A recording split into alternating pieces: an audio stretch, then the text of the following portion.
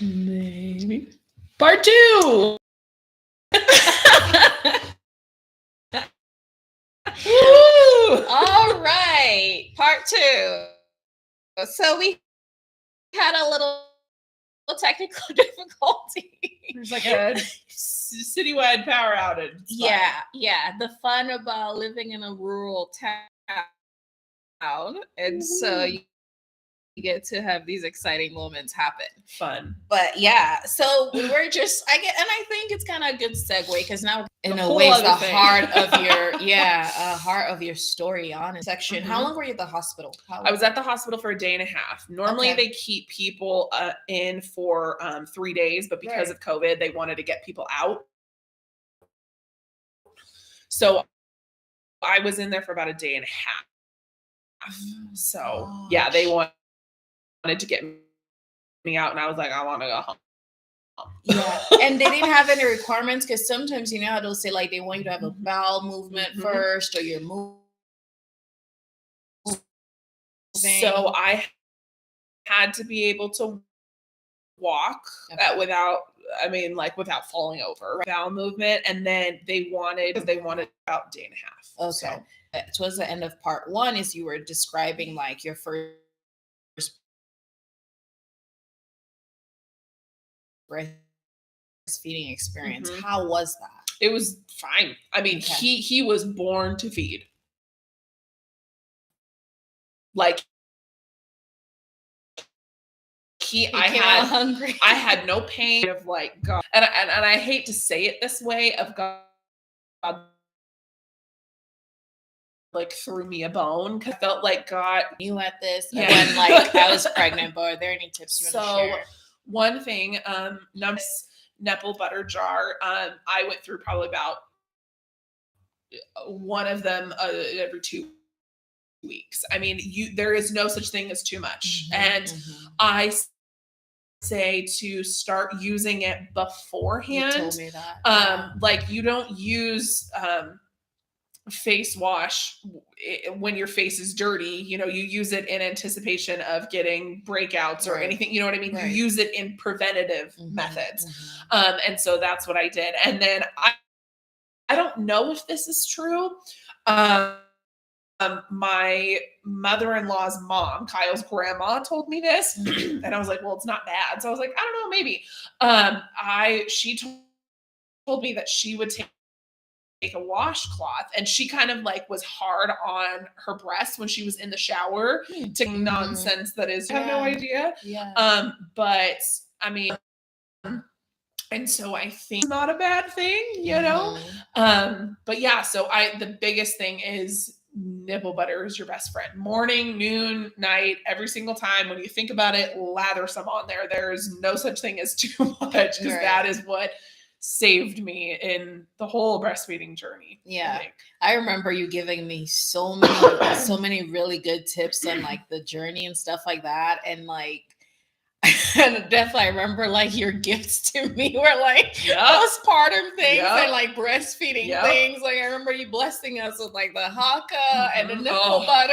Haka is like go-to. I love that thing. And like also like all the postpartum items and stuff like that you gave us. Like those were really huge blessings. So thank you for that. Of course. Yeah. And so now that you get to come home and stuff like that with your baby, what was recovery like, especially after having a C-section? It sucked. Yeah. I mean, just flat out. It was really hard. It was just because I was the first person in my direct family to have a C-section. So it's not like, I didn't know anything. We had no idea. Yeah. Figuring out comfortable ways to sleep, getting in and out. I mean, it was so sweet. This just is proof that the lengths my husband would go to make me happy and how much he loves me.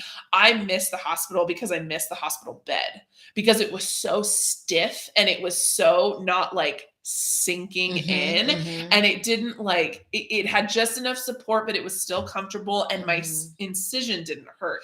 And so when we got home and I was trying to get comfortable on our old couches and my bed and everything, and I was just so upset, and I was like, I really just miss the hospital bed. Like, I really just wish. And my husband was like, if you want one, I will find you one, and we will wheel one in here, and you can have it. Like, my husband loves me so much. And looking back, sometimes I wish I would have taken him up on his offer. Yeah.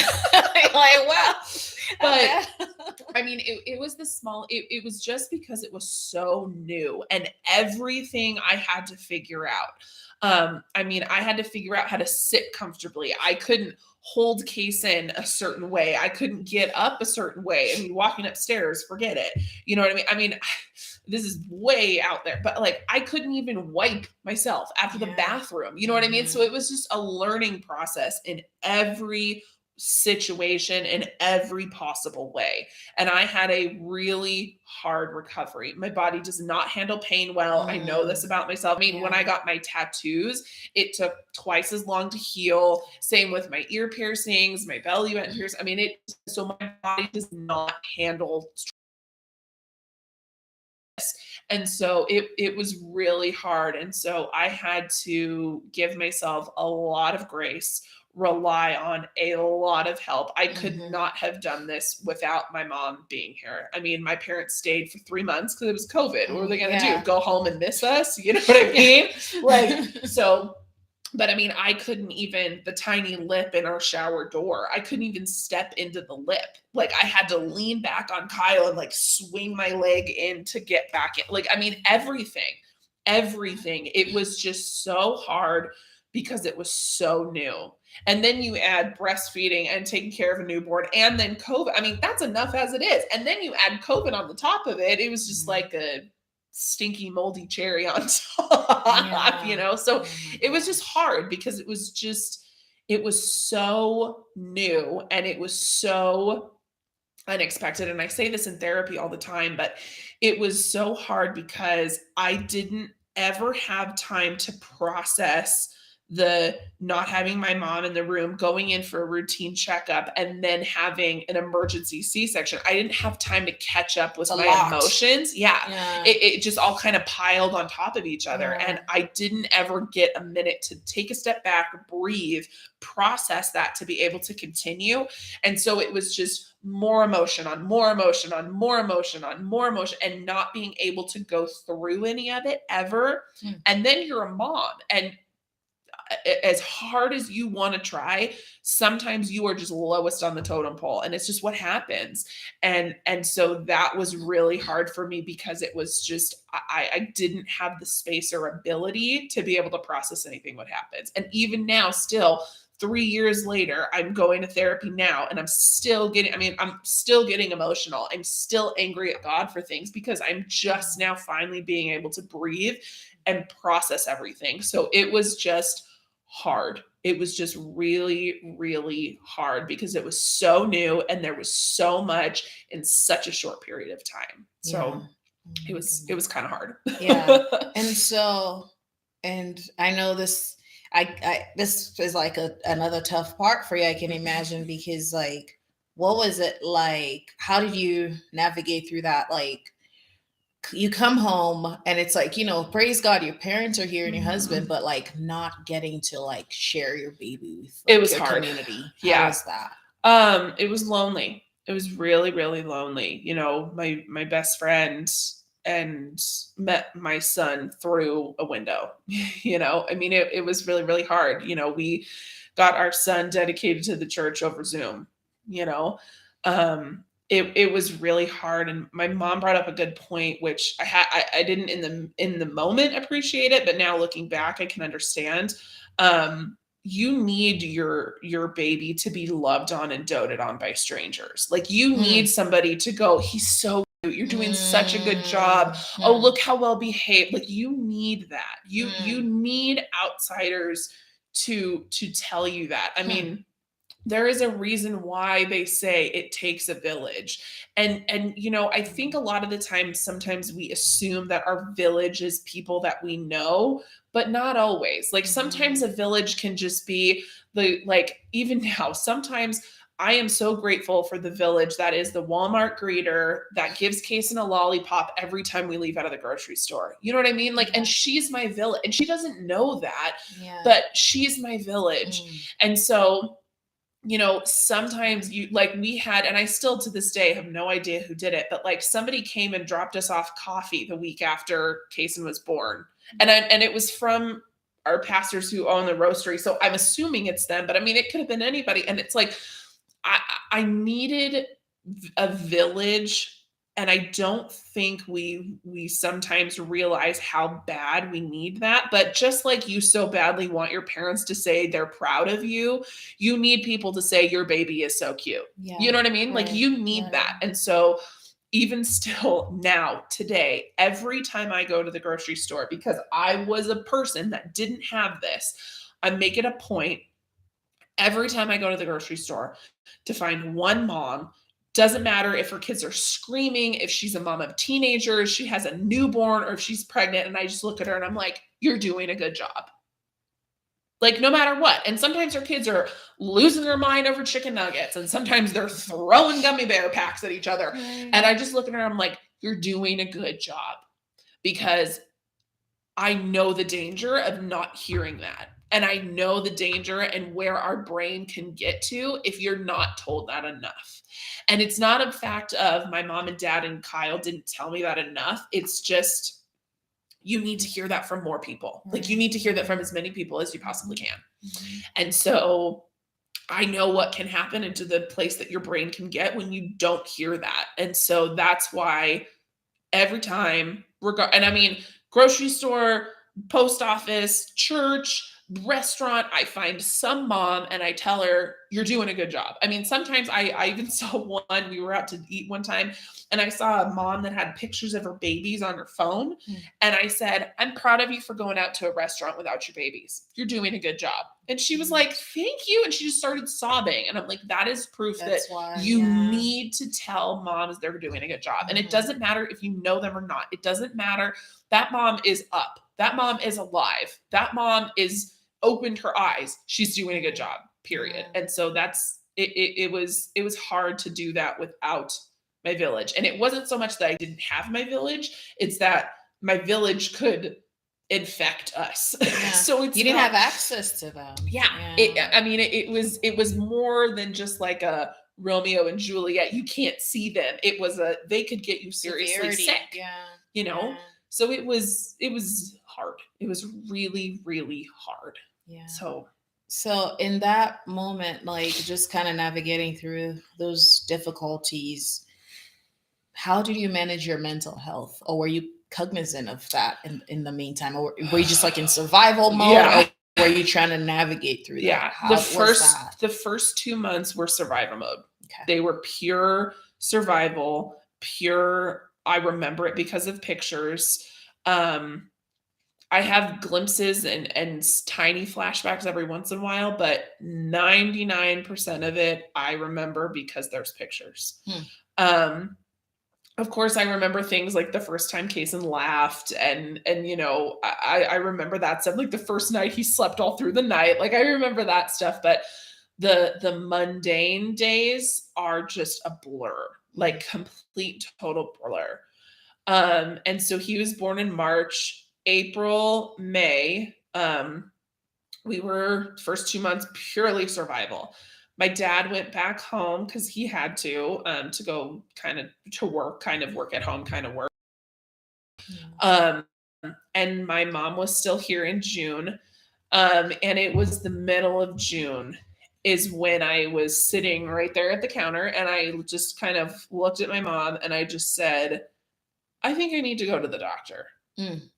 And I don't even remember the feelings of why. I don't remember even what I was thinking to get me to that spot. Nothing had happened that was big that day. It's not like I had, you know, the straw that broke the camel's back that led me to that. It was nothing that, it was just it almost like it was like a calm and safe enough place for me to finally kind of check through my emotions.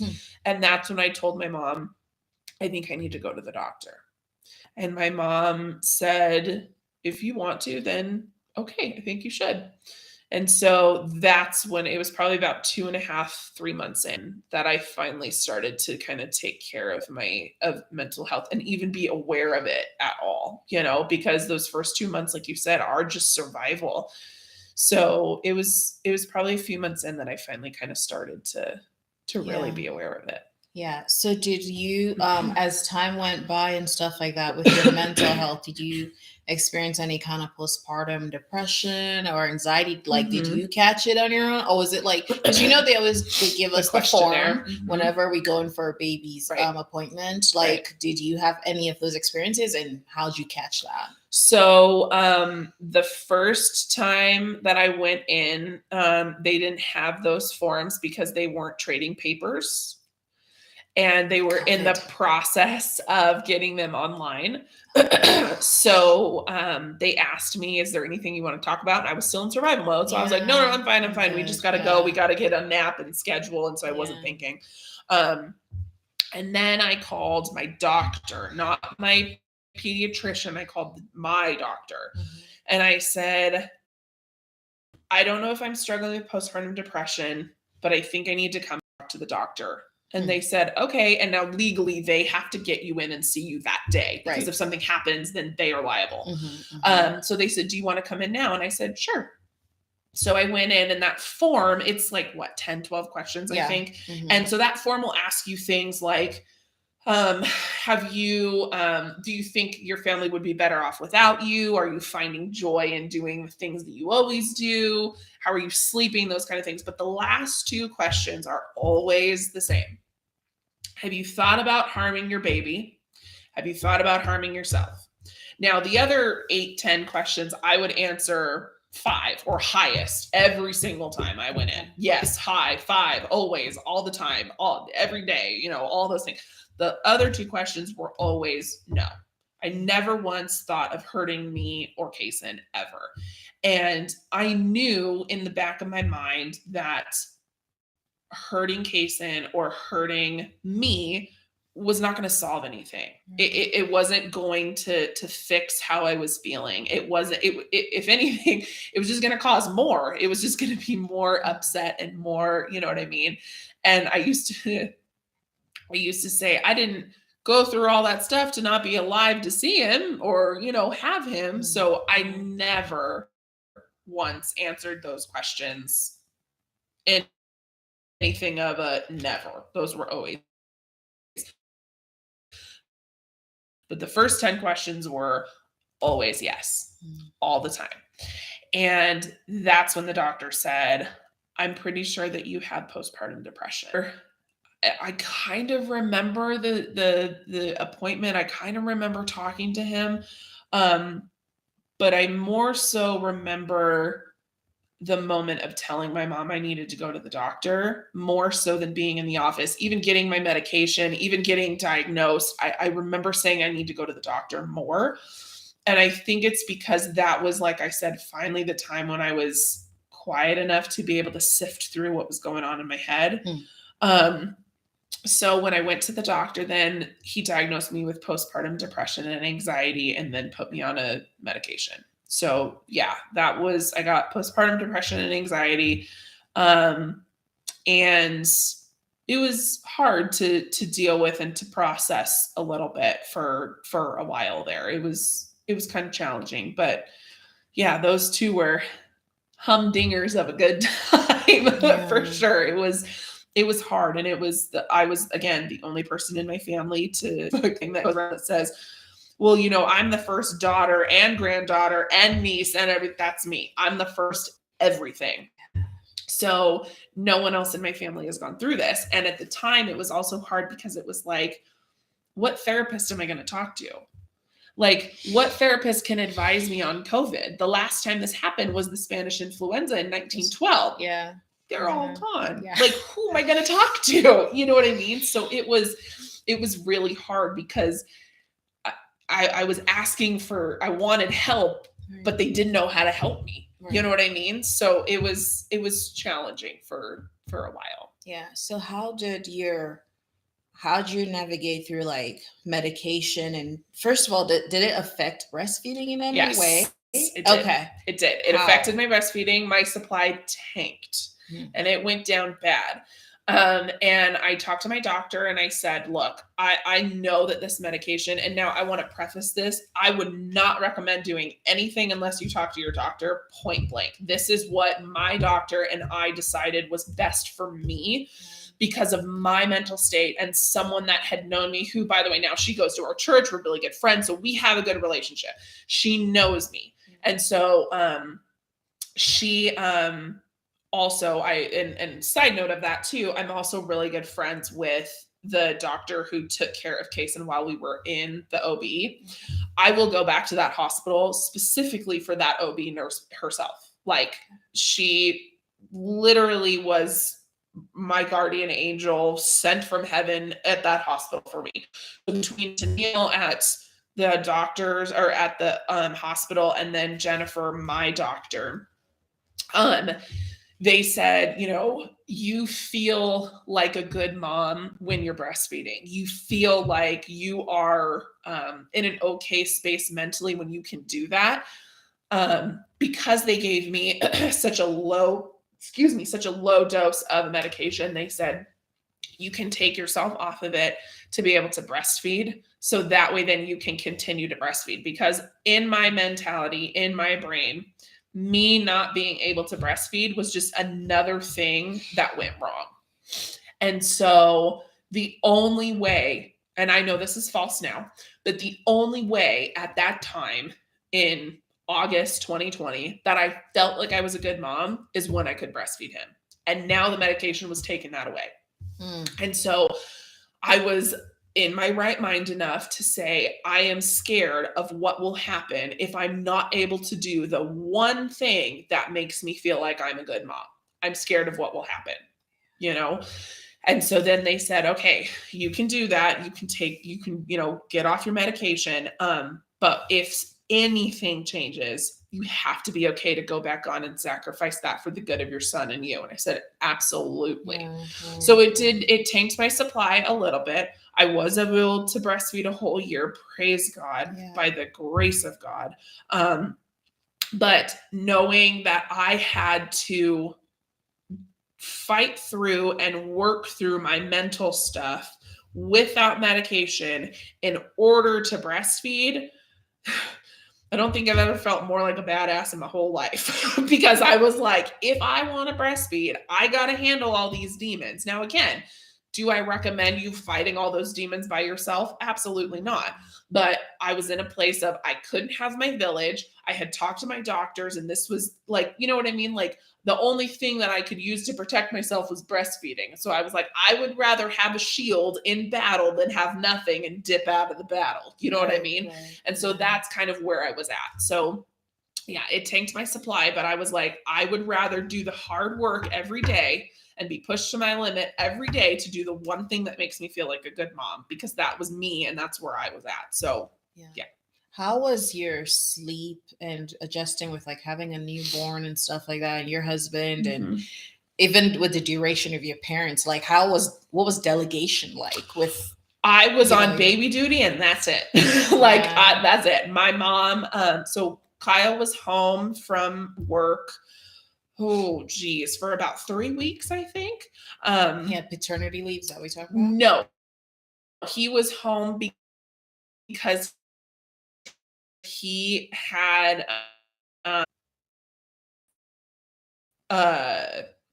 they were done because off to kind of make a paternity leave. Okay.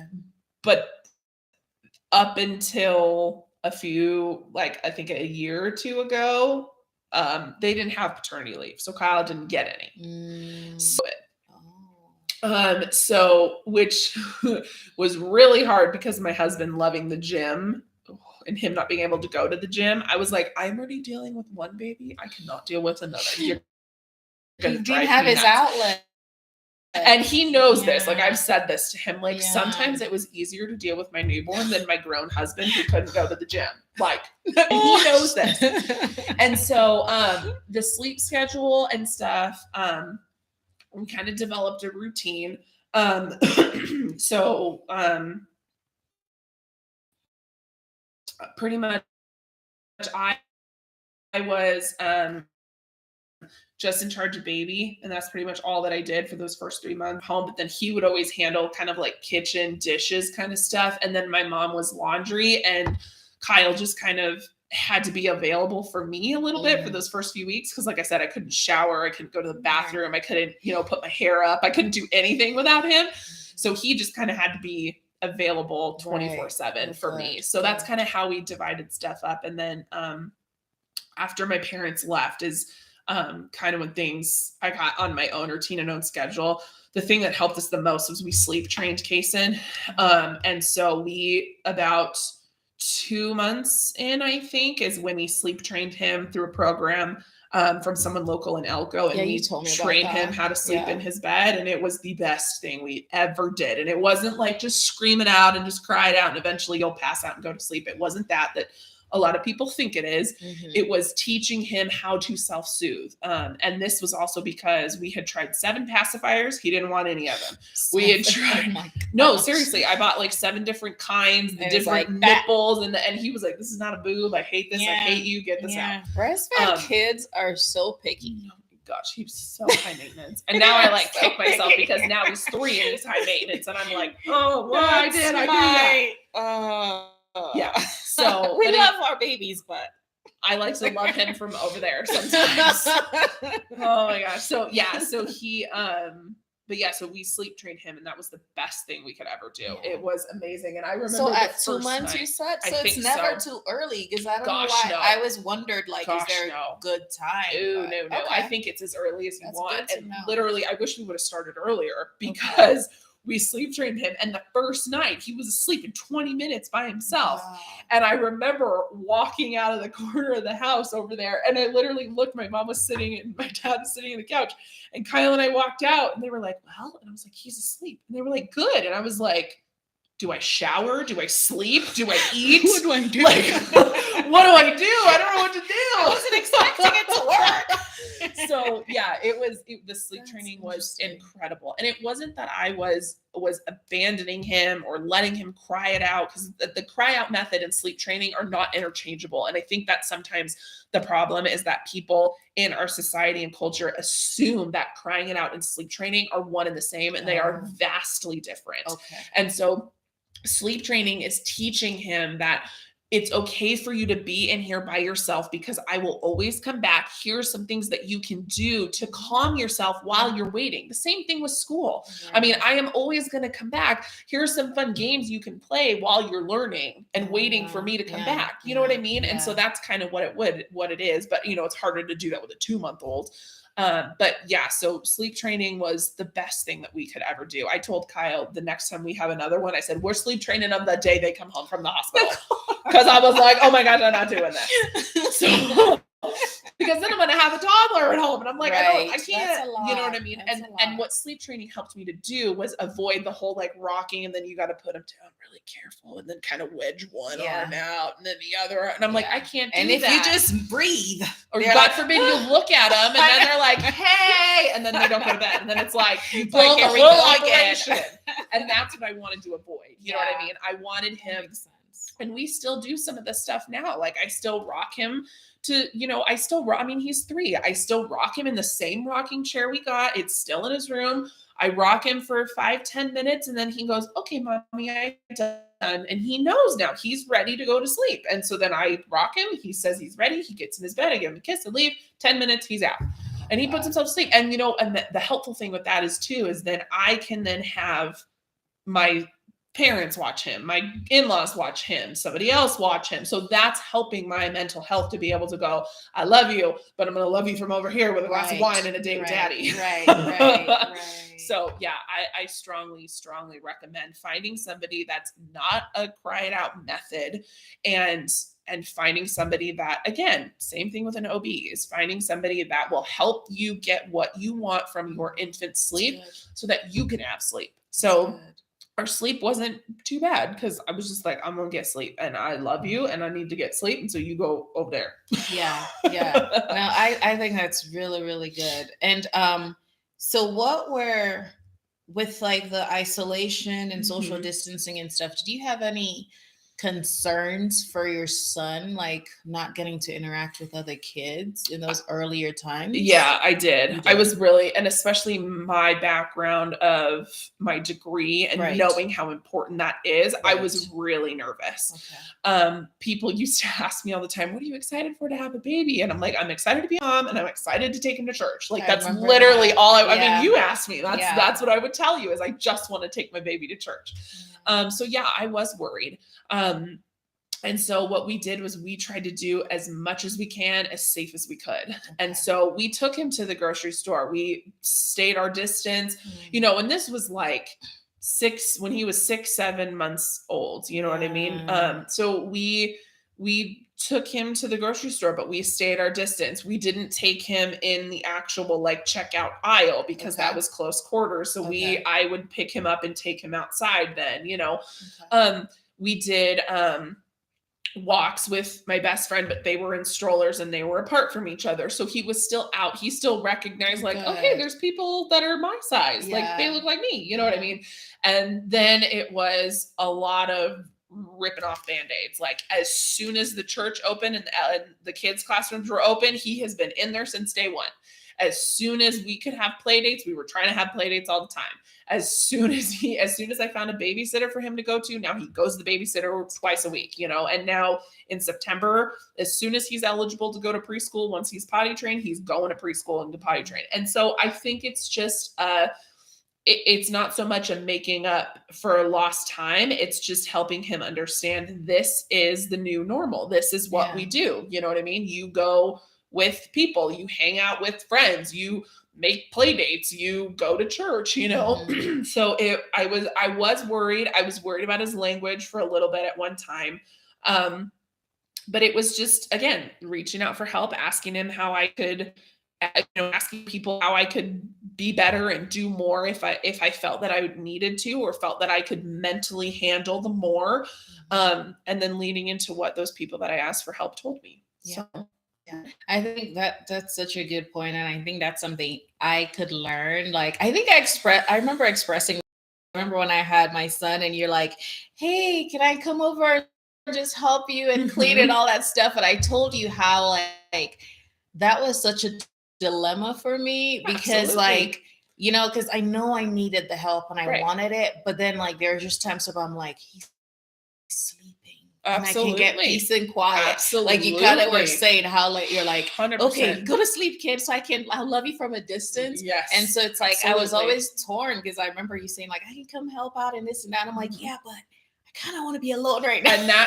And you know what? And you assured me, you're like, I get it. Yeah, that's okay too. And I think that's one of the biggest things is that, and that goes for people that are pregnant or are trying to help someone who's just had a baby. I think it's okay for you to, in a healthy way, say, this is how you can help me. You know what I mean? Yeah. Like I say this so often with my husband because when I'm angry, I want to hug. My husband is not that way. So I ask him when he's angry, you know, do you want to hug? And he goes, no, that's not going to help. And I have to respect that even though that might be how I want to help him, that's not helpful to him. And because his anger is what we're talking about, it's not about me. It's not about how I feel. It's true. The same thing as, you know, I mean, I'm going to teach Kason. If you made a joke, but it's offensive to someone else's feelings were hurt. It doesn't matter if you thought it was funny.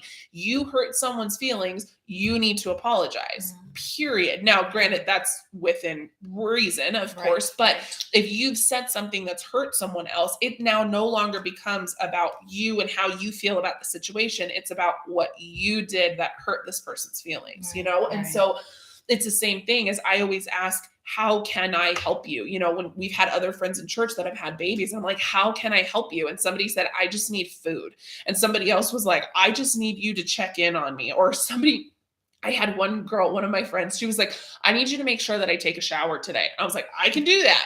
So I called her at 8:00 and I was like, have you taken a shower? She's like, I just got out. I was like, good for you. Like, you know what I mean? And so I think it's just, again, the girl at Walmart doesn't realize that giving my son a lollipop is helping me, but it's helping me. You know what I mean? And so it's asking your village to help you, whatever that looks like. And so if me just saying, hey, I'm here, but I respect your space was helping. That's how I was going to help. And so I think it's important for you, kind of the same way you do a birth plan, is that how can you help plan? The same exact thing. Is it helpful for people to drop off food or is it not? Is it helpful for people to do laundry or is it not? You know what I mean? And figuring out what you need and what will help you, and then asking people who are willing to do that, and then letting them do that, you know? And so I think that that's a big thing, but asking for help in a way that's going to be helpful for you was a big part of figuring out my postpartum-ness.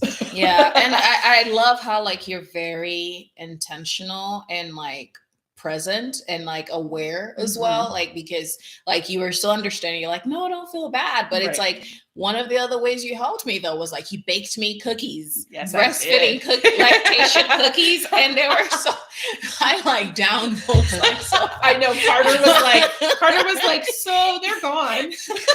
I don't even think I got one, and I was like, well, they weren't for you. Like, you're not breastfeeding. Carter, it's one of those moments where you're like, you want some, but you don't really want to share. But you have to offer. Like, it's just the polite thing to do. I have to offer. I know. See, you're nicer than me. I'm like, I just gave birth to something and I can't even wipe my own butt. These are my cookies. So sorry. I know. But like that was such a huge blessing. Yeah. Like, because like, so what you're saying is like to encourage others. Like there's so many different ways you can support people. Like one of the biggest ways, like you helped me in so many ways, but like one of the biggest ways was like just baking those lactation cookies and giving them to me, especially like as a new mom, I'm like breastfeeding and all that stuff like that, like stressing, and my appetite was kind of all over the place. Yeah. But like I found so much comfort in eating those cookies. Who didn't like eating cookies?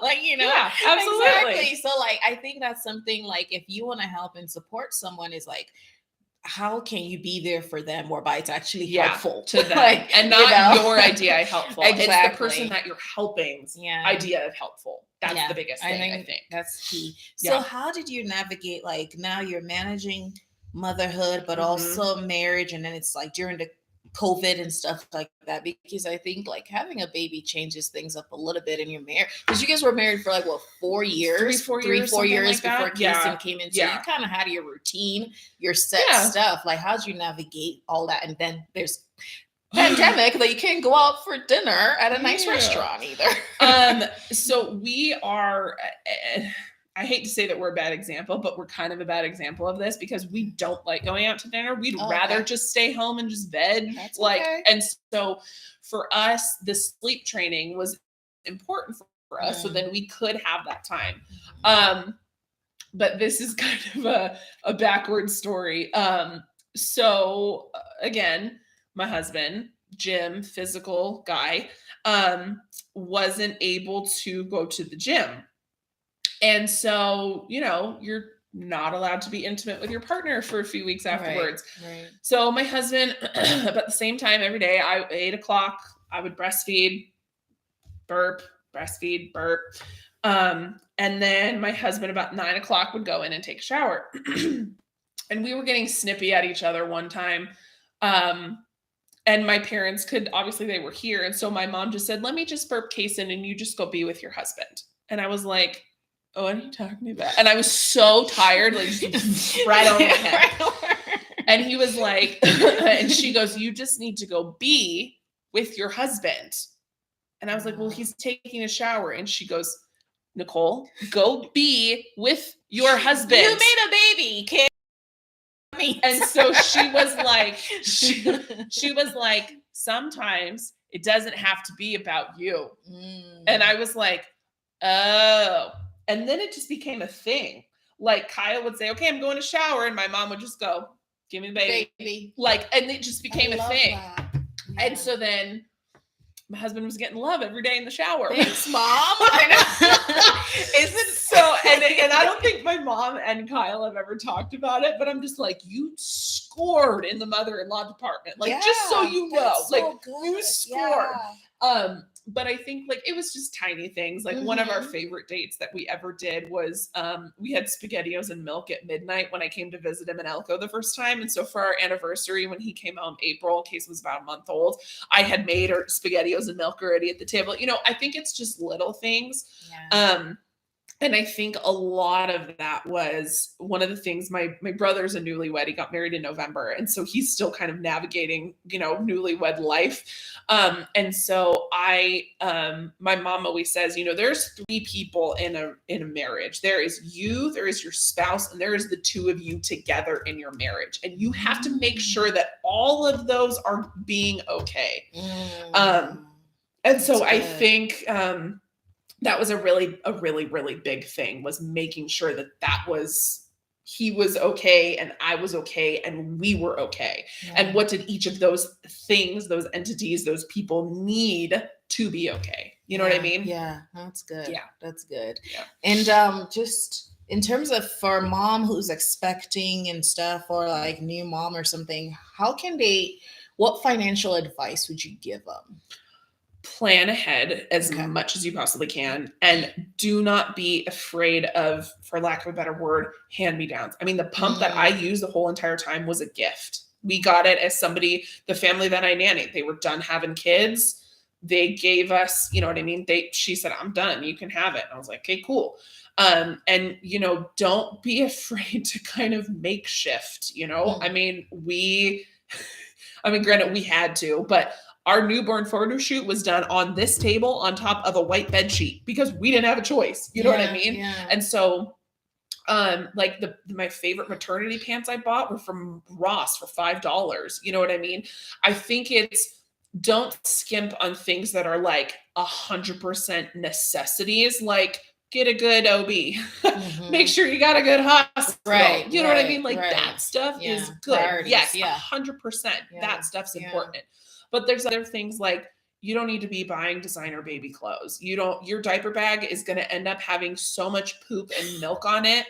It don't even matter. And you're going to tell yourself you're going to wash it. You're not going to wash it. Like, Amazon's your best friend. And you know, the other thing that I'm going to say too is ask other moms. I mean, I must have told you 1,000 times, no question is off limits. You did. No questions, because I was the only person that I knew that had a C-section. I didn't know who to ask. So I was like, what was it going to do? Ask somebody else, be like, is it normal not to be able to wipe your own butt? Like, I can't ask anybody that. You know what I mean? So I think asking people, what do you really need? What do you really need? I think is something. You don't need the really expensive swing. You don't need the really expensive bassinet. Yeah. You don't need the really expensive crib. You know what I mean? Because I mean, for the first 2 months of Case of life, he napped on a diaper changing pad on our coffee table in the middle of our floor. And it was perfect because we could all see him. We could all stare at him. He was getting used to sound and noise. So it was great. Mm-hmm. So I just think one of the biggest financial things, I think, is to just not be afraid. Like, your baby is still going to be fed, whether it's from designer bottles or not. It doesn't matter. Yeah. It doesn't matter. And then if you mentally can handle it, do your research of what's good. Why is this so expensive versus this one not so expensive? You know what I mean? Does this really have all of the good things that it claims to, you know? And ask, like, when I was before we were even trying, when we were newlyweds, I was teaching parenting classes. And just for doing the parenting class, we were giving away car seats. So it was like, find things local. And I'm like, if Elko can give away car seats, I promise bigger cities are giving away car seats, you know? Right. So it's like, find stuff that's local, ask people that have done this before, and ask people that have done a vaginal birth, a C-section, you know, ask people that have done everything, because you go in thinking one thing and you come out and it's nothing like that. And just guarantee you right now, find me somebody who went in saying, this is how my birth's going to go, and that's exactly how you went. I will be shocked. And so find people, again, your village, find people that you can talk to, find people that you can get stuff from, and then really figure out what you need and what's important to you. You know? And I really give you a lot of credit on that, because I know, like, gosh, I remember remember like when my husband was at camp that one week he was Mhm. gone, and you Yeah. and your husband and Kason, you guys had me over for Mhm. dinner, and we were on the We same talked till like midnight, 1 in the morning. I know. And I was like, please tell me when you get home. I just kicked a pregnant woman out till 1 in the morning. Oh my gosh. It was so funny, but we just sat here and like talked for. I remember like we had dinner, Uh-huh. and like Kyle went to the gym, came back. We were still here. I was still here. I loved And it. we talked till like 1 a.m. and stuff like that. But it's like Mhm. I appreciated you sharing so many things, Mhm. because I'm the type of person, I'm like, if I'm not in that season, I don't want to know. Right. Like it's like this protective thing I have. So it's like, oh crap, I'm in this season. I need to kind I of be want to know. mentally prepared and stuff. And I remember sharing with you, I'm like, I don't know a lot, but I'm scared. Like, do I want to know? But I don't want to be careful, but I also want to be educated going in. And like you always say, you're like, I'm an open book, and you truly were. Like you like giving like so many details and preparing me. And I feel like after I had like my son, I remember I'll be texting you like, you told me about this, you told me about this.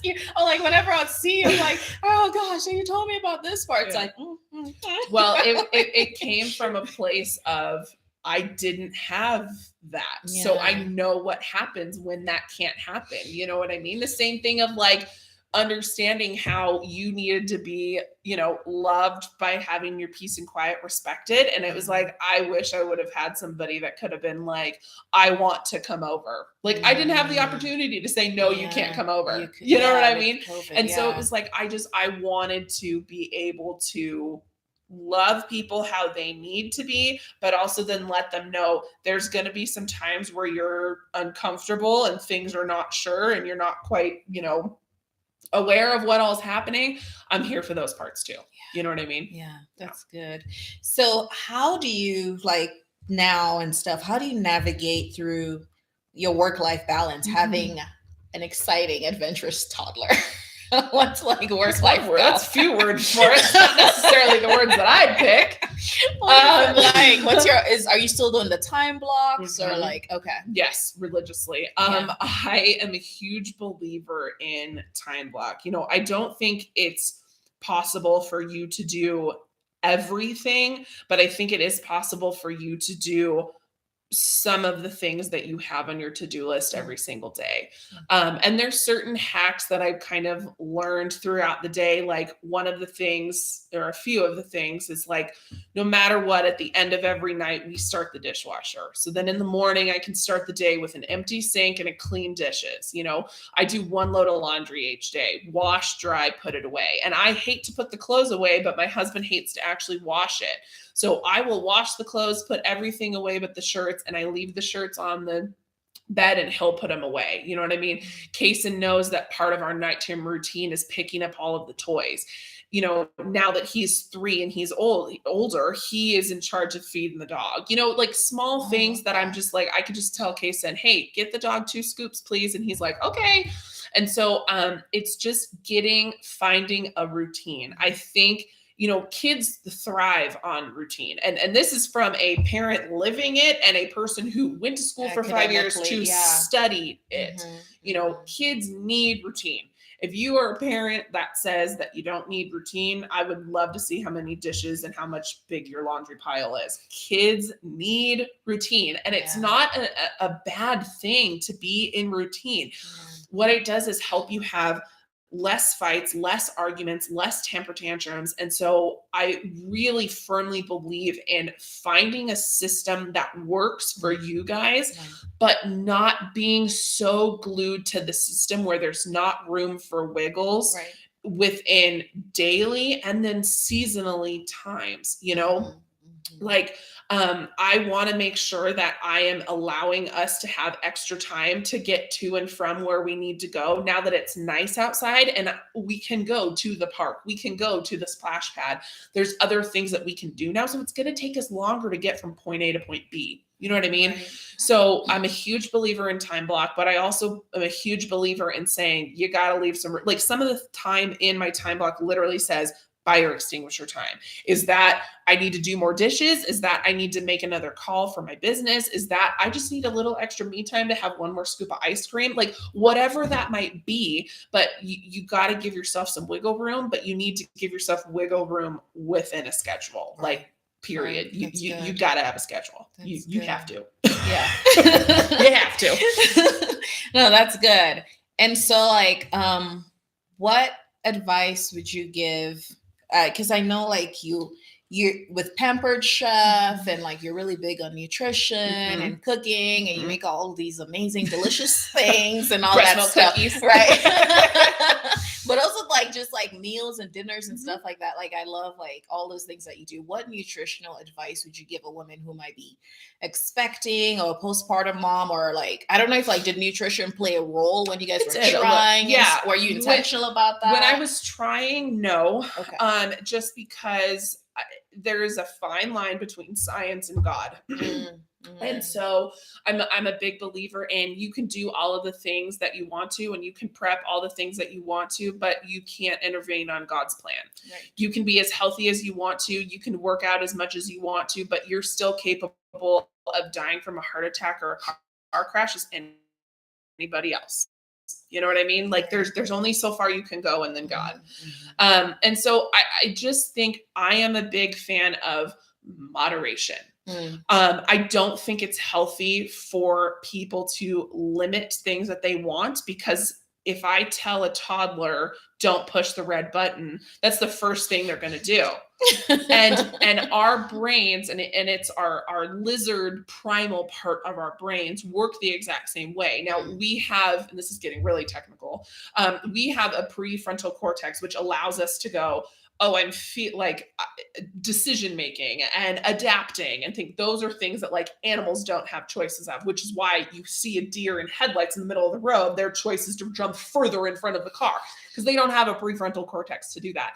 So I think that one of the biggest things when it comes to nutrition is just moderation, because I think having removal of things completely gives our lizard brain the part of that's bad. And because we have a prefrontal cortex, we go, well, because our lizard brain says that this is bad, our prefrontal cortex will say, so just have a little, and then just have a little, and then just, and that's not healthy either. No. So, excuse me, I think a big thing, and this is again what's worked for me, I like having moderation. You can have a piece of pizza. It's okay, but you don't need to have 3 and crazy bread. You know, have a piece of your kid's birthday cake. That's totally okay. But you don't need to have all the treats and the snacks and stuff too. You know what I mean? Right, I don't ever want Kason to feel like he can't have something, because nothing is good or bad. You know, part of the reason I love what I do is because think back to all your childhood memories and the memories of your wedding and all that stuff. A lot of those memories are associated around food. Right. I mean, how many times do we say, I just want my mom's or my grandma's whatever? You know what I mean? It's a lot about food. Food does not just have to be nourishing to our bodies. It can be nourishing to our heart and our soul too. That's the whole reason why soul food has soul food name, is because it helps your soul. It helps you. Right. It's not good for you. That's okay. But sometimes it just feels good to eat some soul food. And that's okay. But I think that when you get to the point of limiting it, or like, you know, removing completely instead of limiting, you get to that area of good and bad. And food doesn't have to be so harshly labeled as good and bad. Some food could mean, you know, I'm at my time of the month, so I'm going to indulge a little bit. That's okay. You're allowed. It makes you feel better. That's okay. It's my son's birthday. I'm going to indulge. That's okay. I'm in Disneyland. I'm going to do that. It's okay. But then when you get home, you don't need to eat 3 Mickey Mouse ice cream. You know what I mean? Moderation, which is why when I give Kason food, even now, I'll give him gummy bears. I'll give him candy. That's fine. But I also give him a sandwich and some vegetables and some fruit. Now, is he going to eat that all the time? No, but more than half the time, he reaches for the fruit or the vegetable or whatever first before he reaches anything else. And that's okay. You know what I mean? So I want him to learn moderation. I want him to learn balance, and me completely removing part of the scale for him to learn balance isn't healthy either. You know what I mean? Mm-hmm. That's good. So that's where we're kind of at. Yeah. So just a few last questions and stuff like that. What role did faith play in your disappointments? You know, there are times that your faith played a role, and how do you navigate that? Yeah. You know, one of the best things that I ever heard Pastor Nathan, I think he told me that in like 2018, and it is still stuck with me.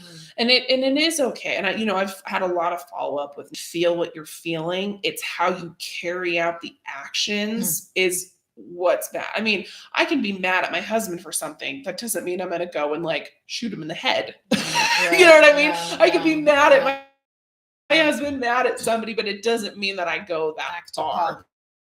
Yeah. Right. And so there are some things that I am still mad at God about. And there are some things that I am disappointed on and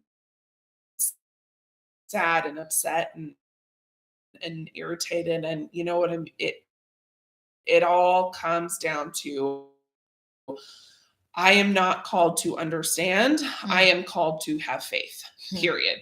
Right. And so I don't, and sometimes I think we associate being okay with something as understanding it, and that is not a gift that we are capable or in the right to give ourselves. I don't always get to understand why further into what God has for me.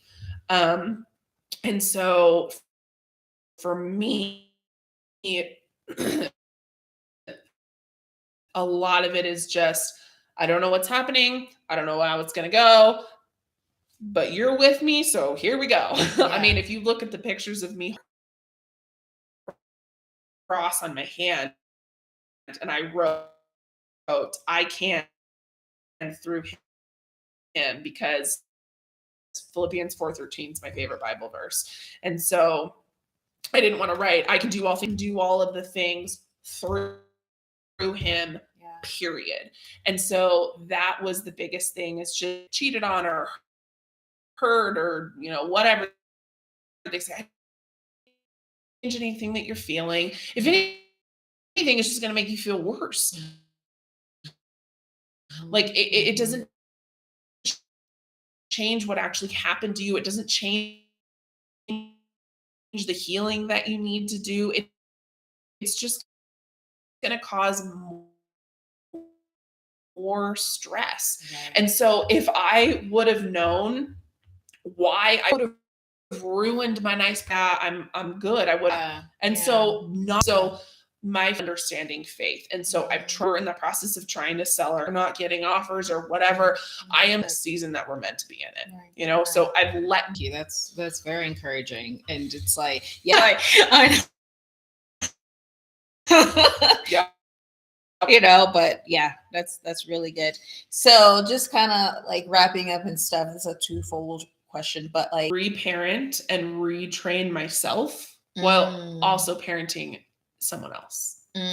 Like the whole story of like, you can't ask for things, like me realizing that and being okay with that for 30-year-old Nicole and 5-year-old Nicole and then 3-year-old Kason. I'm bearing the weight of all of those people's emotions.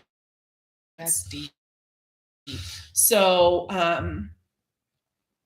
yeah, I think it's trying to parent someone else, and I'm regulating, and I think that's the hardest part. And I am a person who operates heavily from an emotional point of view.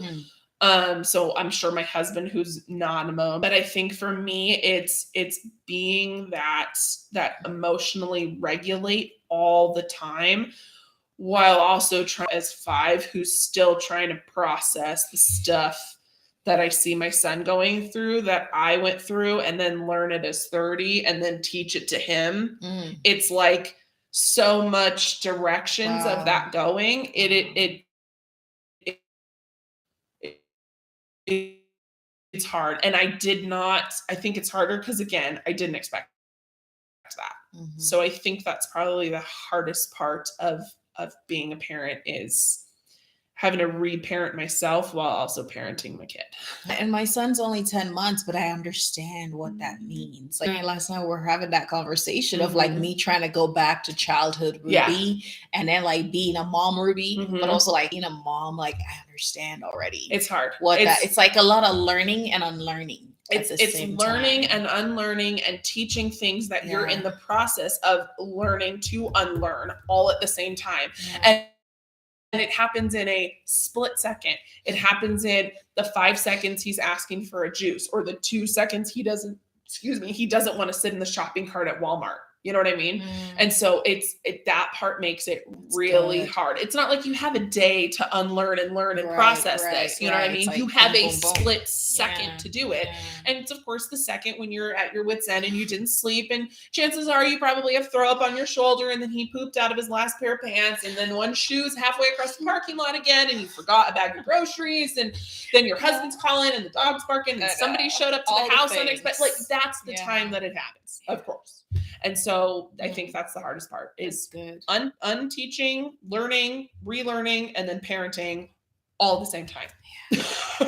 Oh my goodness. No, that's really, really good. And so the final question, what's the best part about being a mom?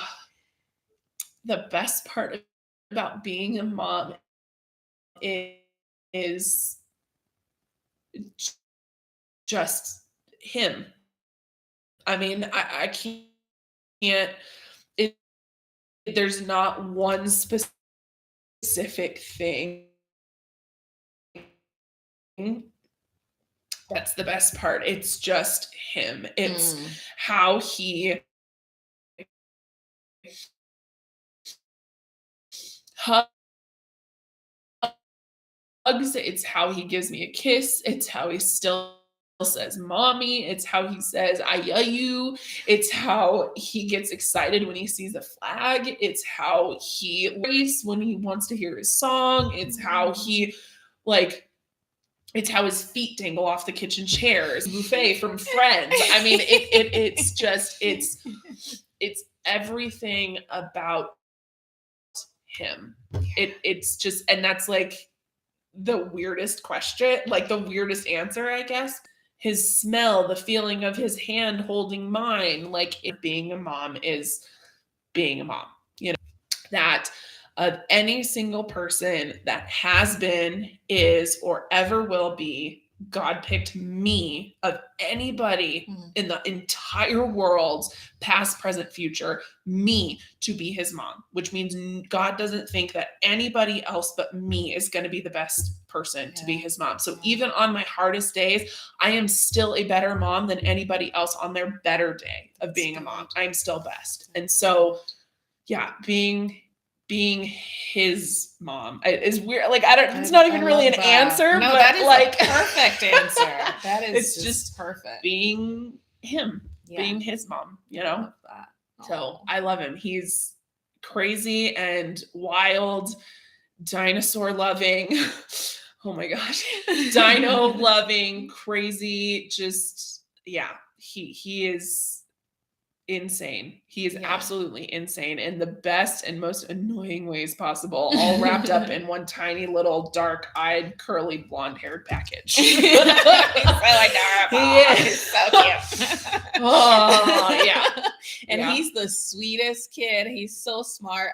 When I'm in the baby room with him, he's so fun. He's such a joy. So he's the sweetest kid. We say all the time, like, he is either going to be the ruler of his prison gang or a CEO. Like, there's no in between. I know, the kid knows what he wants, and he'll let you know what he wants. He's a mini Lenny. That's who he is. He really is. Like, he is just like, I mean, he's a leader. He is. And you know, I'm glad he's that way. I don't enjoy having to deal with it now, but I am glad that Kyle and I are the ones that get to parent him into using that successfully instead of detrimentally.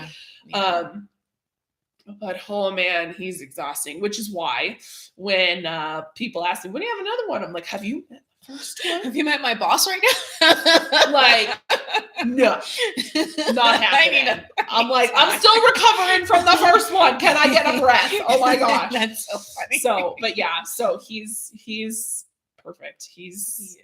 Yeah, oh my gosh. Yeah. He's just, yeah. Oh, I love it. Well, thank you so much, Nicole, for Of course. spending some time with us Of and course. just sharing your story. I love you. I love you too. Mwah. I love you too. Yeah, but it's been so fun just to like talk and get advice, but also like, you know, mourn with you because I understand. Like, Yeah. I think, and my son was kind of after COVID, you know, but like there's still some things I mourn Mhm. too. Like Yeah. I did not want an emergency C-section. I don't Like, think I anybody wanted to signs up for push. that. I know. I wanted to push like, Right. you know, the traditional, and I Yeah. still kind of mourn that. But at the end of the day, it's like I have my healthy boy, Mhm. a son who came out alive because Yeah. he was the same way too, or by like I made like that's what my OB said. He's like, hun, if you really want this kid to come out alive, you got to let me do a C-section Yep. now, or else you're not going to have a live baby. Right. You know? And so I understand some of those ups and downs Yeah. and stuff like that you navigated through. But Yep. thank you so much. Of course. You're an amazing mom. Thank Your you. strength is amazing. You're a great friend. Thank you. And I such love you an too. awesome person. You know, and so I'm very thankful for you. And thank you My so goodness, much yeah. for watching this interview with Nicole. I appreciate you. Well, thank you for watching the Ruby Room. And my channel has a lot of things that I help women navigate through growth, relationships, and especially motherhood, especially early motherhood, since I'm a new mom. And so I get to have awesome women like these that I walk through this journey of motherhood with, and I get to share my friends with you guys. Yeah. And so make sure you like, comment, share, and subscribe to the channel. And I'll see you in the next video. Bye, guys.